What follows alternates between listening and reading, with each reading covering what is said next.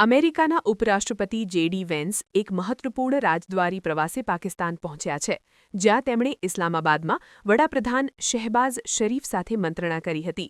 રાવળપિંડીના નૂરખાન હવાઈમથકે આગમન બાદ તુરંત જ આ ઉચ્ચસ્તરીય પ્રતિનિધિમંડળ વડાપ્રધાન નિવાસસ્થાને પહોંચ્યું હતું. આ બેઠક આગામી સમયમાં યોજાનારી અમેરિકા અને ઈરાન વચ્ચેની શાંતિ મંત્રણાના પૂર્વધ્યાનરૂપે અત્યંત મહત્વની માનવામાં આવી રહી છે. પાકિસ્તાન આ પ્રક્રિયામાં મધ્યસ્થી તરીકેની ભૂમિકા ભજવી રહ્યું હોય તેમ જણાય છે.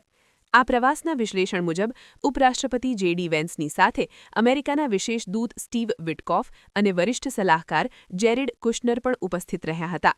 અમેરિકાના આ શક્તિશાળી પ્રતિનિધિમંડળની હાજરી દર્શાવે છે કે વોશિંગ્ટન પશ્ચિમ એશિયામાં સ્થિરતા સ્થાપવા માટે ગંભીર છે.